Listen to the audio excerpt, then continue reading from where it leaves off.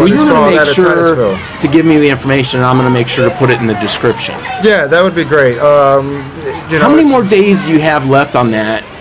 Because I want to make sure people can see this. And what if I don't get this up for like 2 days? Will it be too late? Well, this would be the awesome thing. You know, I got 7 days before my phone runs out, which my phone is where I do my Wi-Fi. Actually, this park that we're sitting at right now, this is my office. This is where I come to every day. Okay. I go out, I take pictures during the day and at night.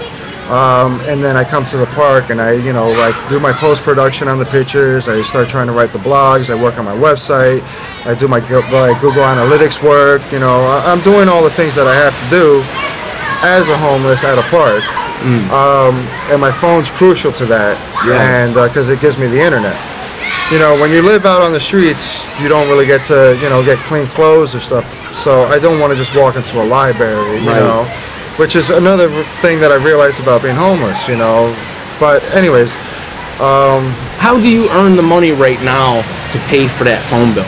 How are you affording the Wi-Fi? How are you getting on the internet? How do you afford the phone? So when I decided to take the jump and just do what I want to do, I made some money painting a house. And I reinvested that money into buying my camera, buying a laptop, getting phone, paying it for a month, paying for my domain name. And basically I invested the little bit of money I had to follow my passion in my career, as opposed to, renting a room for a week, trying to find more work and play that struggle right now. Because then you'd be in a position you wouldn't have the camera, you wouldn't have the laptop, and you would just be back in yeah, my website wouldn't be there. I wouldn't have had the option to, take pictures of little Ozzy over here. I wouldn't have been able to really see what's going on with homelessness, because the camera's what drove me to all that, So it's giving me a direction. It's my passion, and it's what I want to do. Well, if you end up losing this site and everything, you're not able to do that. I would really like it if you could post your blog and your pictures on Homeless in Titusville, on the Homeless in Titusville Facebook page. Okay, so if you lose that, I want that to be your forum for people to see you, and I want you to leave your information for people to say I will. that they can hire you. No, I will. I got a backup plan. There's another site called Weebly, which will let you host for free, and they give you a free site. It doesn't look as professional, but I will still keep documenting everything through there, transfer everything I have onto that, and instead of it being dsmgalleries.com, which it gives you that professional look, but just I don't have the means. If it doesn't happen, you would still be able to follow me through this other site, which I would keep updated through, Homeless in Titusville and all that, Your friends and family know that you're on the street? Yeah. They do. And what have they said? What have you heard from them? Well, it's an interesting journey. It started back with May of last year. I decided to I was going to do a cross-country trip on a bicycle, but I only made it up and down the east coast of Florida. And I did it for a charity. I took part of the Great Cycle Challenge.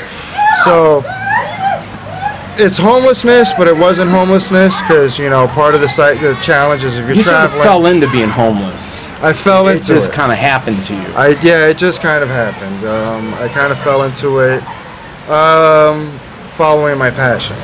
Because I could have continued on the struggle and the fight to keep a roof over my head, but I decided, more importantly, that now is the time to start what I want to do. So you want to live instead of exist. A lot of us exist, right? We pay our bills, but then we don't actually live life because we don't have any money. Right. Well, you don't need money to live life. Well, but you do to some degree. I mean, this camera, you didn't wish it here. Oh, no, you're right. No, 100%, I guess it's more or less using the little bit of money you get to actually live your dream. Exactly. Live your dream. Live your life. It takes resources in order for things to happen. Just like what we were talking about, doing what we do as a passion. Yeah, it takes money. Yeah. You want to go out and you're passionate about being a journalist and you're doing the homelessness. You do it, but it costs money. The equipment costs money. The gas costs money. The time. But you're not only just doing that. Right. You're actually, I bring out a little bit of food and a little bit of stuff. That's exactly and what blah, I was blah, going to get to. You're giving. You're helping. You're doing something. You're just doing it in your form. Right. So, I kind of want to go that way, and I want to use my art for that. You know, like my GoFundMe page is art for a cause, and it is for a cause. Right. You know, but that doesn't mean you can't make a living. No, not at all. You know, not at all. Actually, you know, the artists I've worked for, you know, they use the charity vehicle to help support their you know, because but what they draw do is, salaries. Oh, 100%. What they do is they'll make a and painting. nobody demonizes them. No, they make a painting. And they'll donate it for the cause, which they're getting publicity for, Right. and then they auction the painting off, and he gets 50%, and 50% goes to the charity. You know, so he's still making money off of Right. it. Everything that someone's doing for a charity, somehow, somewhere, form, they're benefiting from it. Whether it's publicity, whether it's so. I mean, and that's just the nature of the beast. That's just how it works. That's the only way it can sustain itself. How can you sustain it without making it Right? And not even that it's sustainable. I mean, you know, you've been doing this for how long? Almost 4 years. 4 years. I'm sure you're not making $100,000 a year off YouTube. No. I'm sure you're making actually nothing. Most months, they don't pay you unless you get at least $100. You make $100, and I can tell you that, like I got my first check in, I think it was in July or August, right? It was like $100 and something, like $140. That was for 3 years worth of 3 years. 3 years worth of work was equal to 140. And then like I got another check for like $100. Then I didn't get a check the next month because I didn't make that. Then the next month I did, and like now I'm on I think my 3rd month without getting a check. So like. So it didn't even pay for the camera you used. No, not even, or the gas money or the nothing. And that's what people have to get. You know, in order to bring this footage, in order to bring it to light, it does cost. Right, absolutely. You know? And it shouldn't be, you know, some could be hobbyists, but if you want to take it serious, you know, and the way I decided to take it serious is like I'm going to invest everything I have into it, and I'm going to do it, and hopefully it's going to monetize itself. Right. You know, it's nothing wrong to survive off of it, along with being able to help with what you do. That's what every organization does anyway. You know, Right. even if you're a nonprofit, the CEO is still getting paid. Right. You know, and I think too, like, okay, you know, there's a lot of us that pay for cable TV, right? Right. The airwaves are free. We could say, oh, you could put that up for free. It doesn't cost you nothing. But, I mean, everything costs something. But Right. the thing is, like, what I don't get is the few people that I have that, like, donate stuff to me or give me a couple bucks, it's always, like, the same people, you know. But if everyone viewed me as, like, their favorite channel, like HBO or something, and they go, oh, I like to watch this, and those 500 people or 1,000, whatever, all gave me like $5, right? That's less than like HBO or Showtime, and they go, hey, look, he puts one out. I generally try about once a week. Okay, that would be like $1 something an episode, Right. you know, and then, you know, I could do a lot more and get, you know, better cameras and be out here a little more, dig a little deeper, you know, Right. like I went into the court, you know, just like you know, you're going to need some stuff so that you can dig a little deeper on the stuff you want to do. You know, you Right. need different lenses and so on. And if you don't have a platform like your website to be able to show your stuff, no one's ever going to discover you. No Right. one's ever going to see your Right. artwork. Right. You know, Right.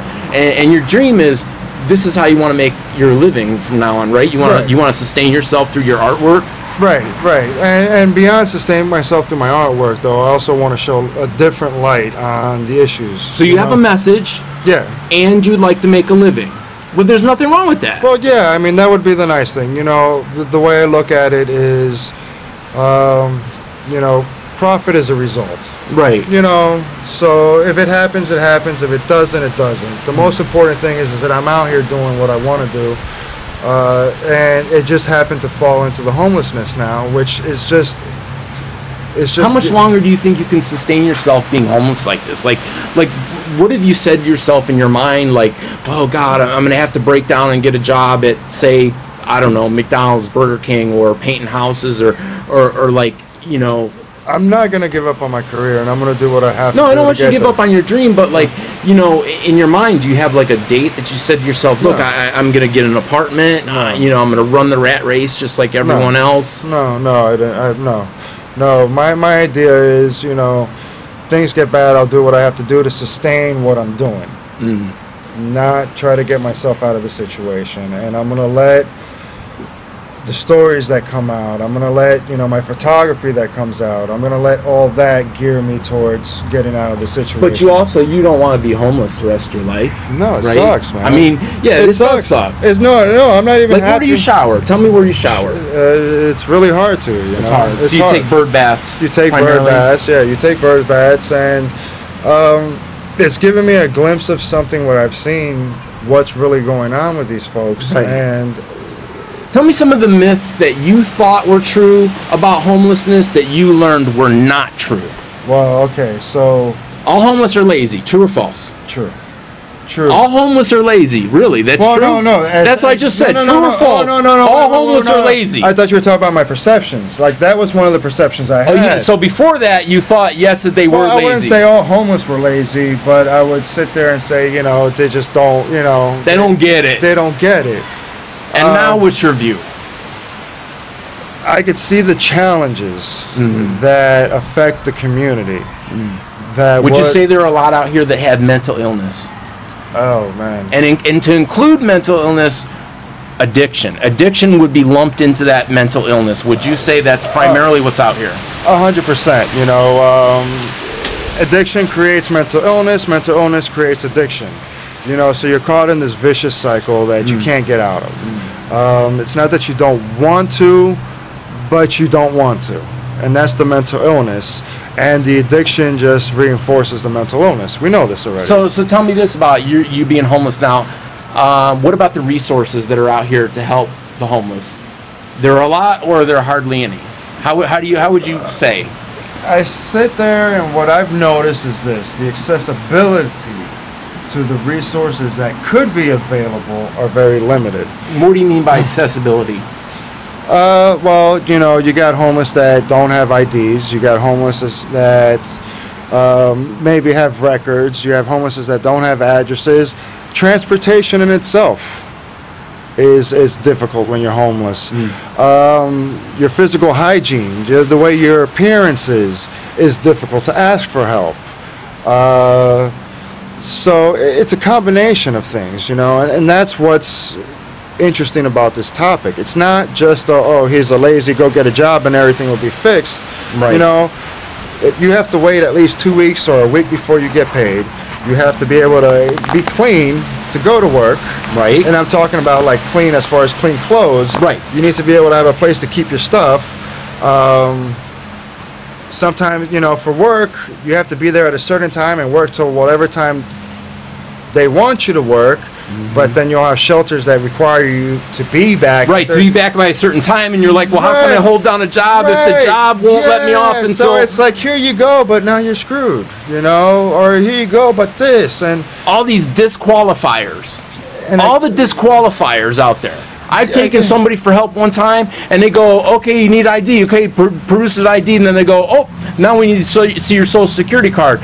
He goes, I don't have that, I'm homeless on the street. And they go, sorry, I can't help you. I'm not going to name the organization, but dude, I was like, this is a human being standing before you.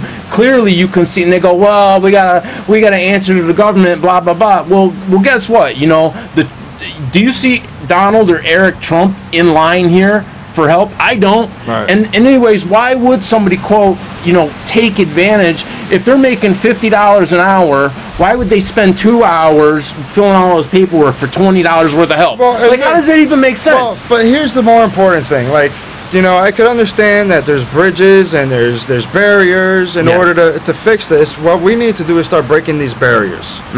Because there is barriers. Absolutely. And that's what we have to do. Yeah, and it's not just it starts from qualifiers, it goes to policymakers, and it goes to stigmatism, the stereotype. All that plays. So I think the important thing is to educate the community on many different levels. And, we got to break these barriers. If somebody, there's that gentleman I was talking about earlier, that he's an older gentleman, he wants to get help, but who's here to help him? Who's really here to help them? Instead of saying, well, this and this and you need this, you also got other organizations that you have to be a male and an addict in order for them to help you. Right. Why? And right now, opiates are popular. So if your problem is alcohol, you drink, we don't have a bed for you. And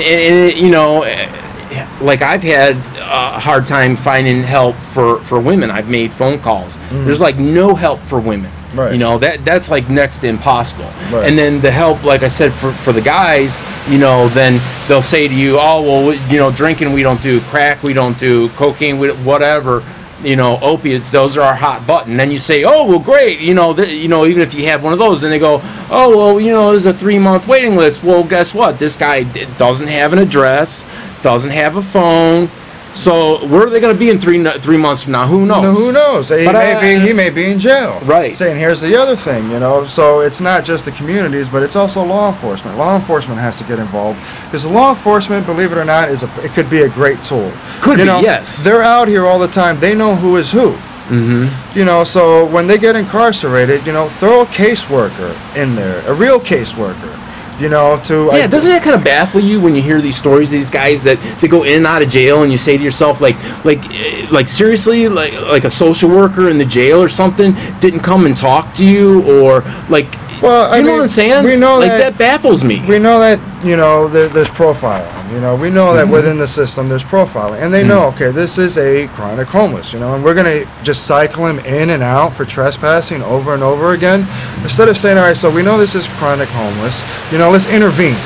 Because now we got him in a place where he's being watched, he can't get out, he doesn't have access to any alcohol or drugs or anything like that. Right. This would be the perfect time, you know, to really start intervening. So let's get him a caseworker, let's get some real psych, you know, and let's see what his challenges are.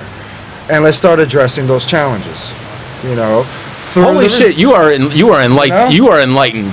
Dude, you are enlightened. I hope I'm getting this. That would be the perfect start to the battle of homelessness. Yes. You know?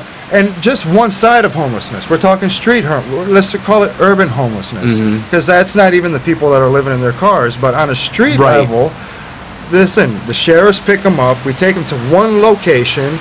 We could watch them. We know who they are now. Now let's intervene. Let me tell you my little perspective on this whole thing, right? Okay.